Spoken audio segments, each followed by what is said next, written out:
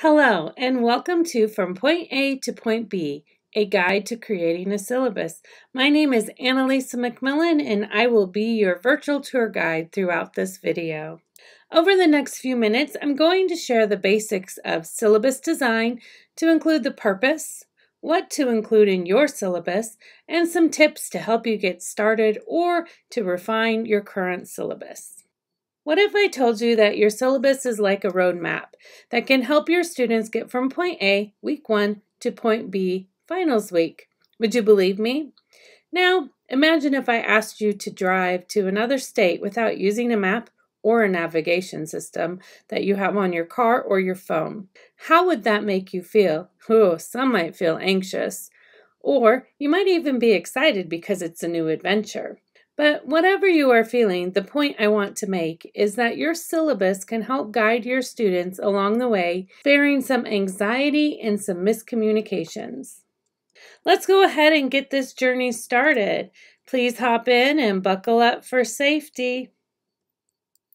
And off we go. We are approaching our first stop on this trip. This is where we'll find out more about the purpose of a syllabus. Your syllabus is a type of contract between you and your students. It clarifies what is expected to happen during the semester based on the stated responsibilities, policies, rules, and assignments, and lets your students know what is expected of them throughout the semester. The syllabus also helps your students become more effective learners.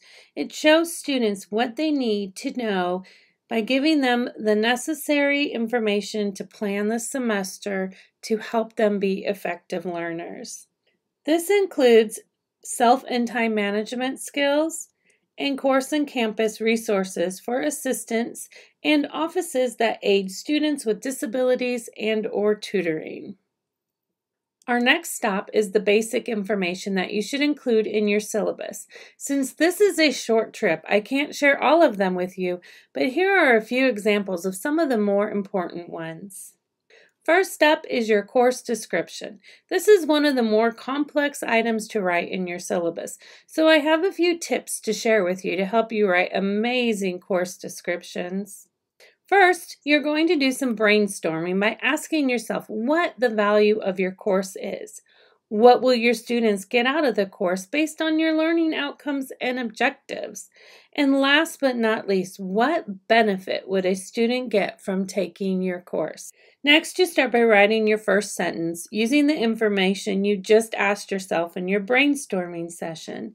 Your first sentence usually begins with, "This course will," "in this course," "an introduction," or "at the end of this course you will." Here is an example of a first sentence that I wrote.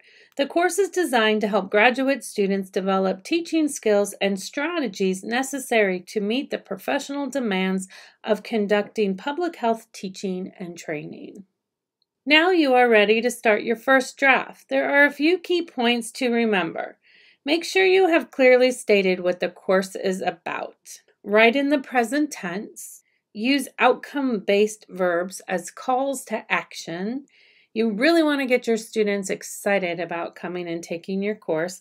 And remember that the first 5 to 10 words of a course description are the most important. Here is an example of a course I teach that uses the first sentence I showed you a little bit ago.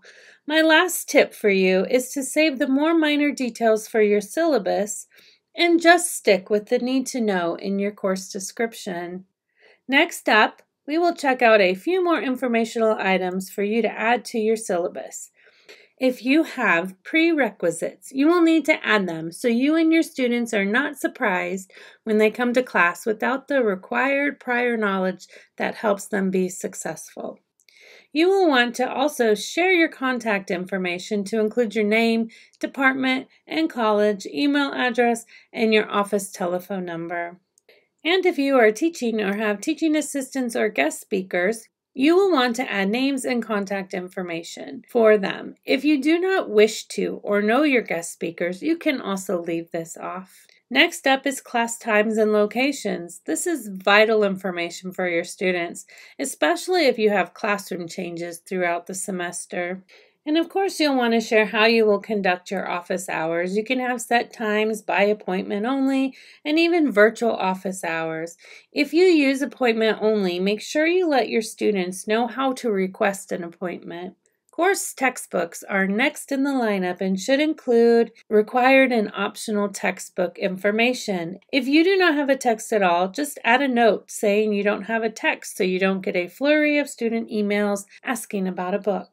Next up is writing the course format, and I have some tips for you to get started. First, you'll need to start with your course type. There are many different types of courses that you may or may not be familiar with, and many of them may be used differently at your university. But let's get started with some of the general terminology. The lecture is usually a large class where the professor talks the entire time and has minimal interactions with students. The seminar is usually a smaller student groups in more advanced classes with more faculty interactions and discussions. The discussion class is sometimes called a section and is a required part of the lecture class.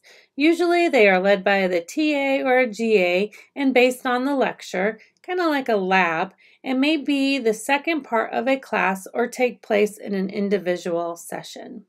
A colloquium is where an instructor assigns the readings and the members of the class discuss them. The lab class is where students use what they learned in the didactic course and complete an assignment in the lab. The independent study is usually where the student and the professor design a program of learning. And the last type is the thesis or dissertation, and this is where the student completes their thesis and dissertation work. Next up, you will add the learning materials or activities that you will use to deliver your learning content. Here are 3 examples to help you get started. You can see that I listed the class type and how I would deliver the learning content to include readings, lectures, video lectures, discussions, in-class exercise, group projects, and so much more. Our next stop is policies. Course instructor and student policies include everything from attendance to communication to grading to feedback and so much more. Some instructor-related policies to include are your ADA policy. This policy lets your students know how to reach out to the ADA office to request accommodations. You should also include your university's academic integrity or professional conduct policies so students are aware of the expectations and consequences. And you can add an instructor's policy letting your students know what you will do if someone is caught cheating or plagiarizing.